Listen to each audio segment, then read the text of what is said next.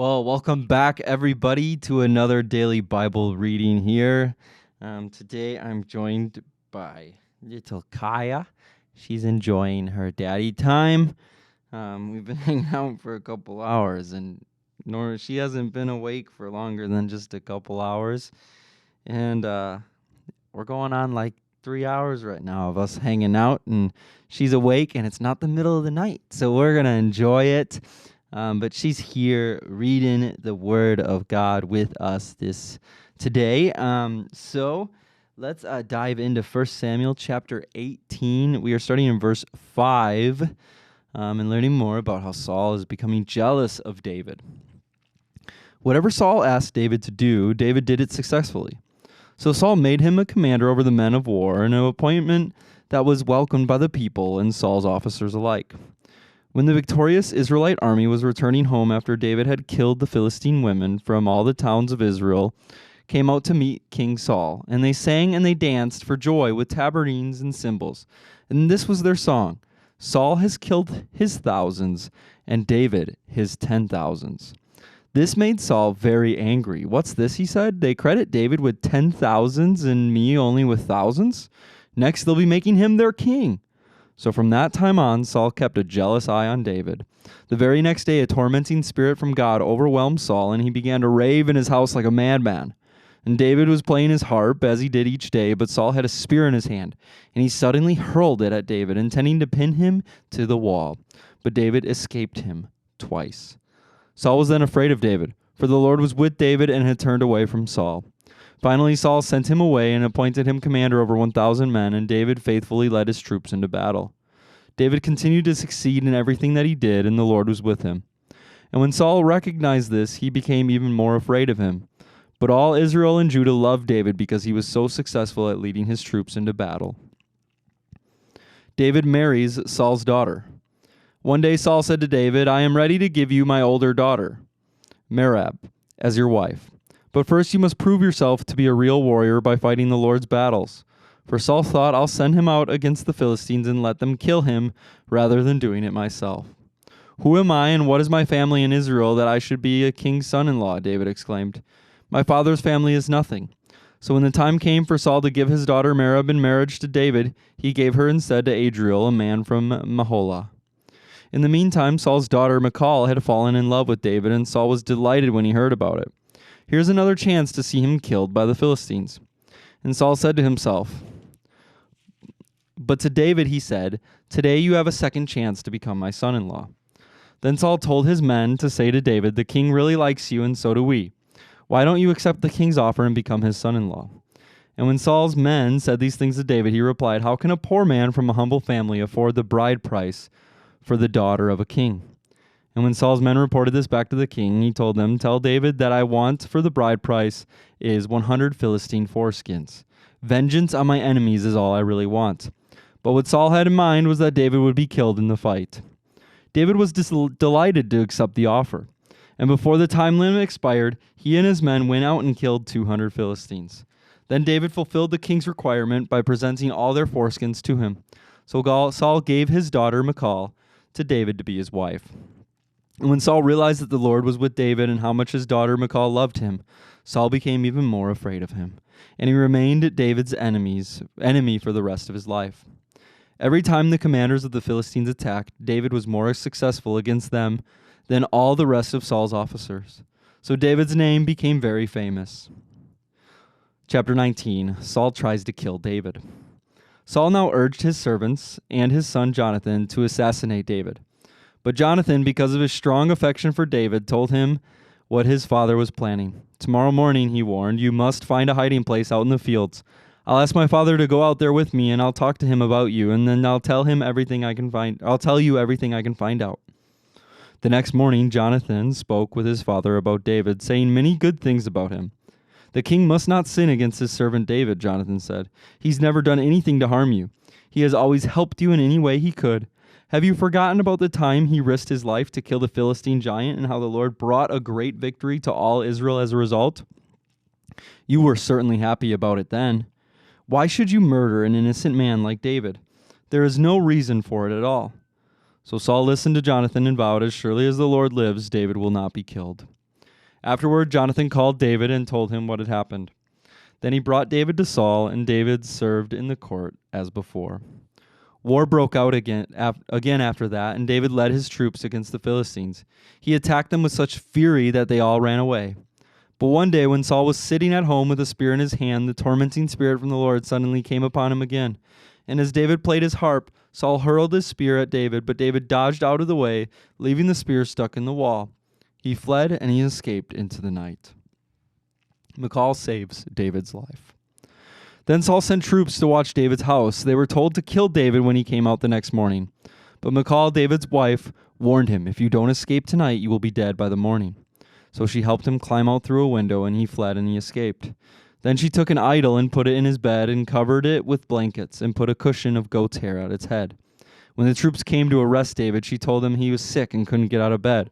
But Saul sent the troops back to get David, and he ordered, "Bring him to me in his bed so I can kill him." But when they came to carry David out, they discovered that it was only an idol in the bed with a cushion of goat's hair on its head. "Why have you betrayed me like this and let my enemy escape?" Saul demanded of Michal. "I had to," Michal replied. "He threatened to kill me if I didn't help him." So David escaped and went to Ramah to see Samuel. And he told him all that Saul had done to him. And then Samuel took David with him to live at Naioth. When the report reached Saul that David was at Naioth in Ramah, he sent troops to capture him. But when they arrived and saw Samuel leading a group of prophets who were prophesying, the Spirit of God came upon Saul's men, and they also began to prophesy. When Saul heard what had happened, he sent other troops, but they too prophesied. The same thing happened a third time. Finally, Saul himself went to Ramah and arrived at a great well in Seku. "Where are Samuel and David?" he demanded. "They are at Naioth in Ramah," someone told him. But on the way to Naioth and Ramah, the Spirit of God even came upon Saul, and he too began to prophesy all the way to Naioth. He tore off his clothes and lay naked on the ground all day and all night, prophesying in the presence of Samuel. The people who were watching exclaimed, "What, is even Saul a prophet?" All right, we will pause there in our reading from 1 Samuel, and we will pick up this story tomorrow. We're going to jump over to John chapter 8. We're going to pick up where we left off yesterday with verse 31. Jesus and Abraham. You're just asleep, aren't you? Jesus said to the people who believed in him, "You are truly my disciple if you remain faithful to my teachings. And you will know the truth, and the truth will set you free." "But we are descendants of Abraham," they said. "We have never been slaves to anyone. What do you mean you will be set free?" And Jesus replied, "I tell you the truth, everyone who sins is a slave of sin. A slave is not a permanent member of the family, but a son is a part of the family forever. So if the Son sets you free, you are truly free. Yes, realize that you are descendants of Abraham, and yet some of you are trying to kill me because there's no room in your hearts for my message. I am telling you what I saw when I was with my father, but you are following the advice of your father." "Our father is Abraham," they declared. "No," Jesus replied, "for if you were really the children of Abraham, you would follow his example. Instead, you are trying to kill me because I told you the truth, which I heard from God. Abraham never did such a thing. No, you are imitating your real father." They replied, "We aren't illegitimate children. God himself is our true father." And Jesus told them, "If God were your father, you would love me because I have come to you from God. I am not here on my own, but he sent me. Why can't you understand what I am saying? It's because you can't even hear me, for you are children of your father, the devil, and you love to do evil things he does. He was a murderer from the beginning. He has always hated the truth because there is no truth in him. When he lies, it is consistent with his character, for he is a liar and the father of lies. So when I tell you the truth, you just naturally don't believe me. Which of you can truthfully accuse me of sin? And since I am telling you the truth, why don't you believe me? Anyone who belongs to God listens gladly to the words of God, but you don't listen because you don't belong to God." The people retorted, "You Samaritan devil, didn't we say all along that you were possessed by a demon?" "No," Jesus said, "I have no demon in me, for I honor my Father and you dishonor me. And though I have no wish to glorify myself, God is going to glorify me. He is the true judge. I tell you the truth, anyone who obeys my teachings will never die." And the people said, "Now we know you are possessed by a demon. Even Abraham and the prophets died, but you say anyone who obeys my teaching will never die. Are you greater than our father Abraham? He died, and so did the prophets. Who do you think you are?" And Jesus answered, "If I want glory for myself, it doesn't count. but it is my Father who will glorify me. You say he is our God, but you don't even know him. I know him. If I said otherwise, I would be as great a liar as you. But I do know him and obey him. Your father Abraham rejoiced as he looked forward to my coming. He saw it and was glad." And the people said, "You aren't even 50 years old. How can you say you have seen Abraham?" And Jesus answered, "I tell you the truth, before Abraham was even born, I am." At that point, they picked up stones to throw at him, but Jesus was hidden from them and left the temple. Man, they missed it. They really, really missed it. All right, we're going to read Psalm 112, verses 1 through 10. It says, "Praise the Lord. How joyful are those who fear the Lord and delight in obeying his commands. Their children will be successful everywhere, and an entire generation of godly people will be blessed. They themselves will be wealthy, and their good deeds will last forever. Light shines in the darkness for the godly. They are generous, compassionate, and righteous. Good comes to those who lend money generously and conduct their business fairly. Such people will not be overcome by evil. Those who are righteous will be long remembered. They do not fear bad news. They confidently trust the Lord to care for them. They are confident and fearless and can face their foes triumphantly. They share freely and give generously to those in need. Their good deeds will be remembered forever. They will have influence and honor. The wicked will see this and be infuriated. They will grind their teeth in anger. They will slink away, their hopes thwarted." And then lastly, we will read Proverbs chapter 15, verses 12 through 14. It says, "Mockers hate to be corrected, so they stay away from the wise. A glad heart makes a happy face. A broken heart crushes the spirit. A wise person is hungry for knowledge, while the fool feeds on trash." And last but not least, we will read our little quote of the day for May 16th. That's day 136. That's crazy. It says, "The habit of recognizing God's provision. We are receiving and sharing God's own nature through his promises. Then we have to shape and mold the divine nature in our human nature by developing godly habits. Be marked and identified with God's nature, and his blessing will flow through you all the time." 2 Peter 1:4 says, "You may be partakers of the divine nature." Well, that's the scripture for today. You know, I mean, we can talk so much about this Saul and David story, and just the craziness of how twisted Saul had become, right? This demon-possessed, this evil spirit that kept coming over him, and just, him clinging, right? He gives one daughter, and then he pulls her back and hopes David dies, and then he gives another daughter, and then they get married, and they fall in love, and that just makes him more angry, and just this evilness, and how he had become so twisted from the man that the Lord originally called, the man that, that God was with him, and he was a God-fearing man and obedient. And he has come so far away from who Samuel first anointed the king of Israel. And, it goes to show that humility before God is always our greatest stance. I think about that tormenting spirit, and what would that be like?